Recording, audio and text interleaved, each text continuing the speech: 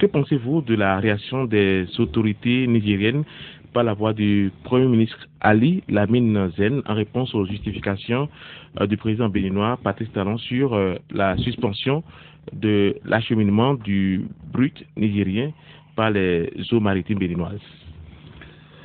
Bon, cher ami journaliste, en toute humilité, c'est une réaction pathétique, inélégante, suspecte, qui traduit un manque de respect à la fois pour le peuple béninois souverain, mais aussi pour le Pacifique du Niger que ces militaires au pouvoir prétendent diriger. Si aujourd'hui les autorités nigériennes en sont arrivées à dialoguer avec les autorités béninoises démocratiquement établies, par le biais des médias, c'est parce que, comment dirais-je, du côté nigérien, la porte est fermée à toute négociation, toute concertation, toute discussion, tout échange formel. C'est pour cela que, comment dirais-je, dans une précédente intervention, j'ai dénoncé la malhonnêteté et l'hypocrisie d'un ancien officiel béninois qui condamne son pays et appelle à la, comment dirais-je, à la concertation. Et j'ai voulu lui poser la question, la concertation dans quel sens?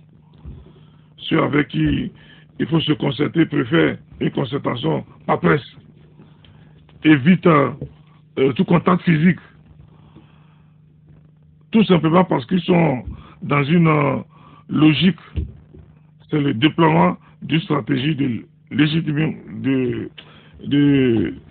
légitimation et de leur pouvoir, comment dirais-je, en utilisant maladroitement leur position géographique avec le Bénin et en suivant les récriminations du peuple nigérian contre la France.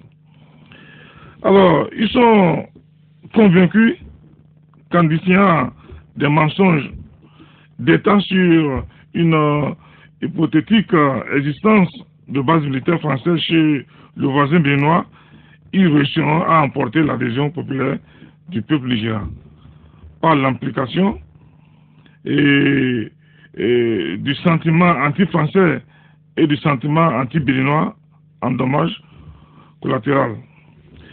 Alors, chers amis journalistes, ils ont comment dirais-je, des problèmes avec la France. Mais ce n'est pas la France qui dirige le Bénin. Autant le Bénin n'est pas un département français. Le Bénin est un pays souverain. Autant il n'est pas un département du Niger. Nous sommes un État souverain et un peuple digne, pacifique et respectueux du voisin. Nous sommes libres de coopérer avec qui nous voulons en fonction de nos intérêts. C'est l'intérêt qui guide le monde. Les Français l'ont dit, la France n'a pas d'amis, mais la France n'a que des intérêts. Les ennemis désignés à l'international par les putschistes militaires au pouvoir au Niger ne sont pas forcément les ennemis du bas peuple nigérien. Et encore moins les ennemis du Bénin. Ils sont dans une, comment dirais-je, déperdition stratégique. Le Bénin n'a aucun, monsieur Dancien, le Bénin n'a aucun problème avec le Niger. Il n'a aucune intention, je dis, il n'a aucune intention, ni aucun plan d'attaque contre le territoire du Niger. Le peuple ne veut que la paix, rien que la paix avec le Niger. Et la sécurité du Niger, c'est la sécurité du Bénin, vice-versa. Si l'un des deux pays menace la sécurité de l'autre, c'est sa propre sécurité qui est menacée. Le chef de l'État, le président Patrice Talon, est un homme d'État responsable, respecté et respectable.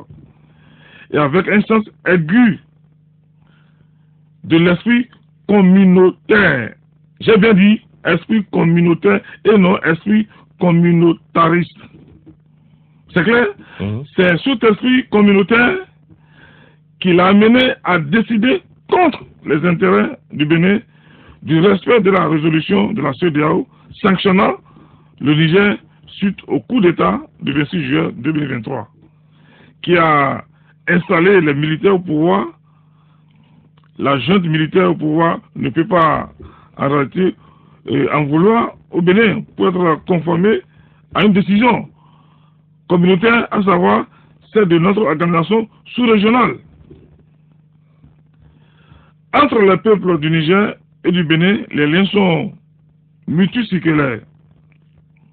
Et rien ne peut défaire de tels liens, soudés par la sociologie et l'histoire. Il a toujours existé au sommet de ces deux pays d'excellentes relations d'amitié, de fraternité et de solidarité et de coopération. Aujourd'hui, malgré les tourbillons et les turbulences liées au changement de régime en Niamey, le Bénin reste le pays frère et ami du Niger. Que ceux qui sont au pouvoir aujourd'hui, qui savent très bien que la coopération bilatérale fondée sur le respect mutuel entre le Bénin et la France date de l'époque des indépendances, comme d'ailleurs c'était le cas entre le Niger et la France. Avant le coup d'État, il n'existe pas de base militaire française au Bénin, ni officielle, ni secrète. C'est ce qu'on appelle fake news, distillé au sein de l'opinion nigérienne par les militaires nigériens en quête de légitimation de leur pouvoir. Donc, leur fonds de commerce politique pour embrouiller la population, c'est de dire qu'il y a des bases militaires au Bénin. Parce qu'ils n'ont pas de vision, ils n'ont pas de programme. Ils sont surpris. Alors, donc, comme l'a dit le président Talon, le Bénin est prêt à laisser se poursuivre l'embarquement du pétrole nigérien par nos moyens maritimes si les autorités nigériennes ouvrent enfin les frontières terrestres pour permettre des échanges formels.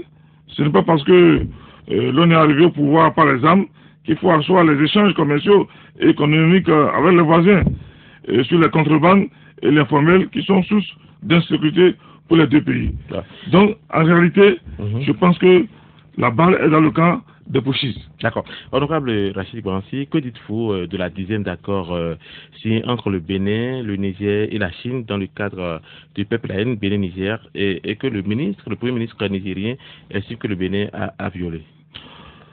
Bon, vous savez, le Premier ministre nigérien, Ali Lamine Zen, est un homme de bonne foi, manipulé par les militaires. Et c'est dommage souvent pour les intellectuels. Je ne pense pas qu'il ait pris tout son temps pour lire tous les accords avant d'en faire une interprétation sélective. Vous savez, la CEDEAO a fermé ses frontières avec le Niger. Le Bénin s'est plié à la décision de la CEDEAO car signataire du traité fondateur de la CEDEAO et partie prenante à tous ces protocoles sur la démocratie et la paix. La CEDEAO a ordonné la réouverture des frontières avec le Niger après la levée des sanctions grâce au plaidoyer du président Patrice Talon. Donc, le Bénin s'est à nouveau conformé. Le Niger a gardé ses frontières fermées. C'est plutôt les militaires au pouvoir qui violent les accords qui régissent le pipeline. La décision prise par le Bénin est tout simplement logique et n'est pas une décision définitive. Elle sera rapportée dès que les militaires au pouvoir au Niger vont décider d'ouvrir enfin les frontières. D'accord, on va revenir un peu au plan local. Le parti Les Démocrates, parti de l'opposition que vous aimez très bien, vous vous attaquez souvent. Le parti Les Démocrates a réagi face à l'actualité entre le Bénin et le Niger. Ce parti dénonce ce que ce parti appelle une approche conflictuelle du président Patrice Talon dans ce dossier et préconise une consultation responsable entre les dirigeants des deux pays. Comment accueillez-vous cette réaction du parti Les Démocrates? Vous savez, avant de répondre au parti Les Démocrates, j'aimerais dire aux autorités nigériennes que gouverner, c'est prévoir. C'est vrai, ils sont venus au pouvoir accidentellement, ils ont pris le pouvoir par les armes, mais qui cessent de vilipender le Bénin, qui respectent le Bénin. Le Bénin est un État souverain. Vous voyez que ces gars-là n'ont pas de programme, ils sont en train de manipuler les peuples. Dites-moi, Gorancien, là je parle en tant qu'expert en stratégie de défense et de sécurité. Est-ce que vous pensez que si les Occidentaux veulent attaquer le Niger, ils ont besoin de passer par le Bénin? Ils ont besoin d'avoir des bases militaires aujourd'hui. Avec la technologie, on peut rester aux États-Unis et bombarder toute l'Afrique. Est-ce que vous savez qu'aujourd'hui, il y a des équipements de pointe?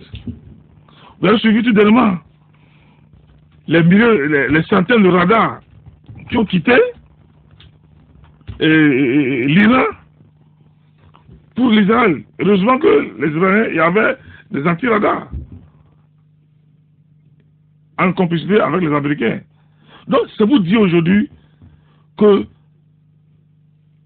les allégations là, leurs propos, ça ne tient pas. Ce sont des alibis, vous voulez dire? C'est des alibis. Qu'est-ce que le Bénin, le Bénin a fait et que le Niger n'a pas fait? Qu'est-ce que le Bénin a fait et que le Niger n'a pas fait? Le Bénin est signataire de ces accords.